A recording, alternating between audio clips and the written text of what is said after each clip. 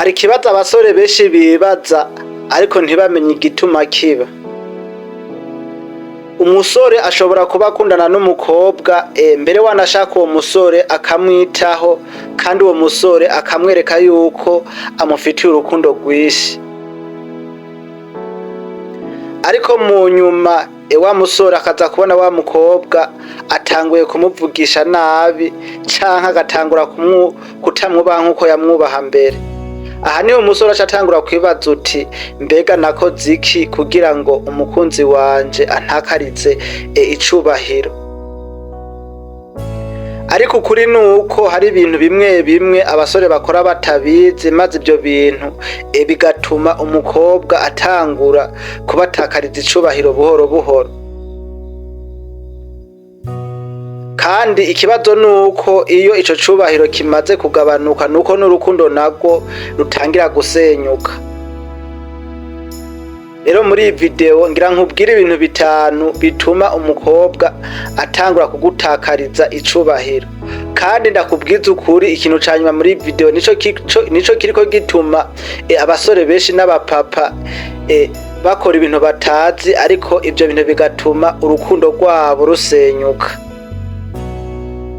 Rero reka tugende ku kintu ca mbere gituma umukunzi wawe agutakariza icubahiro. Ikintu ca mbere ni kwiruka cane inyuma yiwe. Abasore benshi n'abapapa bibaza ko kwiruka inyuma y'umukobwa canke y'umugore wabo bibaza yuko ari ikimenyetso c'urukundo, ariko akenshi nuko bitanga ingaruka zitandukanye. Mu gihe umusore ahora yandikira umukobwa buri kanya, ukazosanga uwo musore ahora ahamagara uwo mukobwa buri mwanya, canke ukazosanga wa musore arakora ivyo ashoboye vyose akitanga kugira ngo ashobore kwereka yuko uwo mukobwa mukunda, nuko bizorangira bitagenze neza. Burya umukobwa nuko ashobora gutangura kumwibonamwo nk'umuntu adafise agaciro mu gihe uwo musore ahora yitanga buri kimwe cose. Rero mu gihe ivyo bintu bigeze aho nuko uwo muntu azotangura kumufata nk'umuntu yama ahari, ukazosanga uwo mukobwa ntashoboye guha icubahiro uwo mukunzi wiwe. Kandi ukuri nuko mu gihe umuntu arose ibintu bitagoranye nuko akenshi uzosanga ico kintu yarose atagiha agaciro. Nico gituma uzobona icubahiro gitangiye kugabanuka buhoro buhoro. Burya ikintu nokubwira namba ukundanye n'umuntu, tangira umwereke yuko kubaho utamufise ari ibintu bisanzwe. Utangira umwereke yuko kuba mwarakundanye bitakubujije yuko woca ufata imigambi yawe ngo uyihebe. We namba mukundanye n'umuntu mwereke yuko ufise imigambi ikuraza ishinga, umwereke yuko ufise ikintu ushaka kugerako. Hama namba umwandikiye atakwandikiye mwihoze, nyamba umutelefoni uwo munsi atasubiye nawe kugutelefona umwihoze, umureke nawe abone yuko ufise ibindi bintu witaye. Burya umukunzi canke umukobwa mu gihe wagumye umurondera cane nuko azohita abona yuko uri umuntu waho nyine ataco wimariye, azohita abona yuko uri umuntu ataco wimariye. Rero mu gihe mukundanye n'umuntu nuko umwereka yuko ufise ibindi bintu uri kurakora, kandi ukamwereka yuko ufise ibintu bimuruta kure niyo. Rero iki kintu mwige kugikora kuko navyo ni ibintu vy'ingenzi.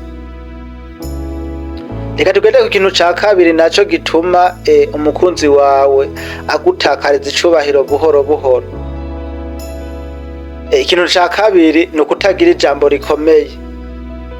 Hari abasore benshi uzosanga batinya kuvuga ico biyumvira, ukazosanga umukobwa mu gihe avuze ikintu umuhungu akemera, naho uwo muhungu ivyo bintu vyoba bitamunezereje. Burya nuko umukobwa ashaka ikintu umuhungu akemera, naho ico kintu coba kitamunogeye.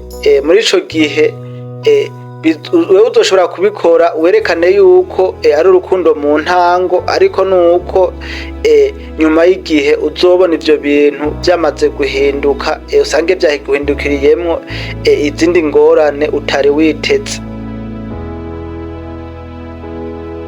Ariko mu gihe gito nuko umukobwa azotangura kubona ko utagira ihangiro, atangire kugufata nk'umuntu usanzwe.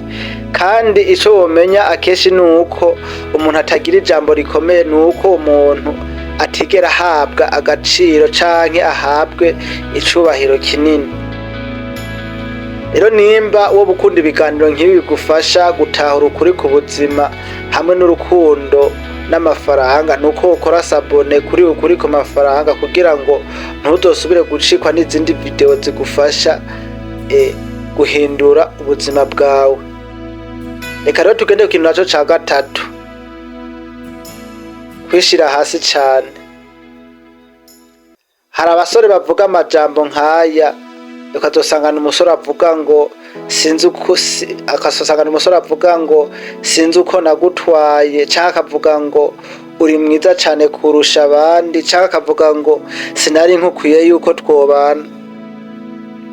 Ibi ni ibintu naho ushobora kubivuga ukabivuga nk'aho uriko uramushima, nuko uwo mukobwa ashobora gutangura kubona ko utiyubaha wewe nyene. Kandi ukuri nuko umuntu atiyubaha, nuko bigorana ko n'abandi bantu boshobora kumwubaha.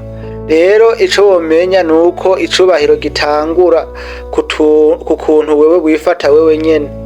Reka tugende ku kintu naco ca kane, ni kutubahiriza ivyo avuga.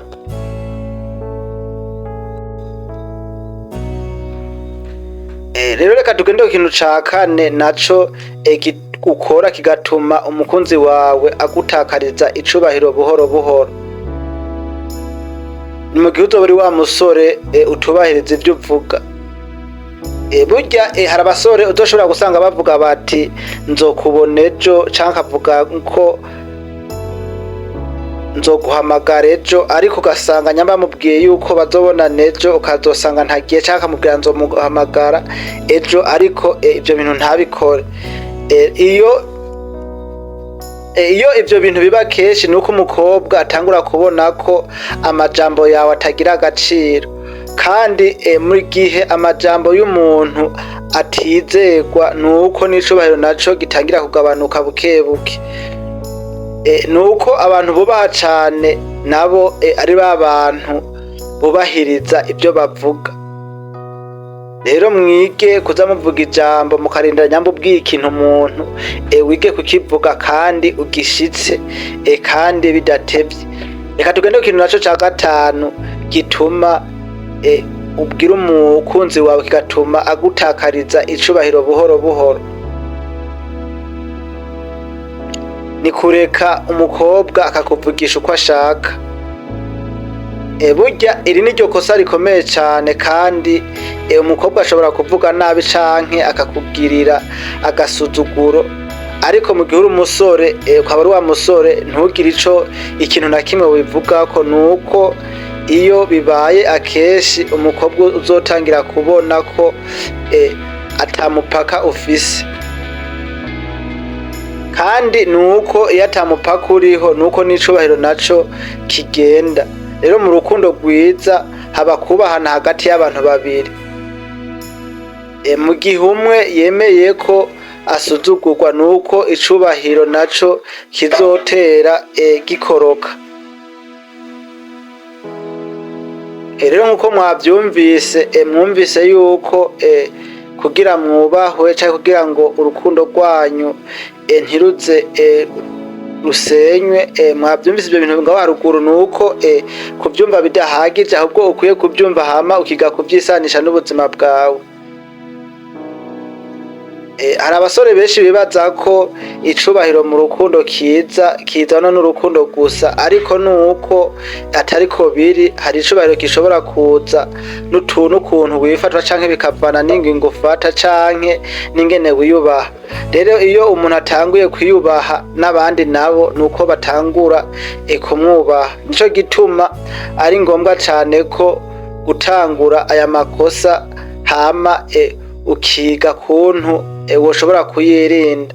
Kandi nimba ushaka kwiga byinshi ku buzima n'urukundo hamwe n'amafaranga, nuko gukurikirana iyi channel Ukuri ku Mafaranga bizogufasha kumenya ukuri abantu benshi batavuga. Nico gituma gukora subscribe canke gukora sabone atari inyungu yanje gusa, ahubwo ari n'inyungu yawe kugira ngo ugume uronka ibiganiro bizogufasha gutera imbere.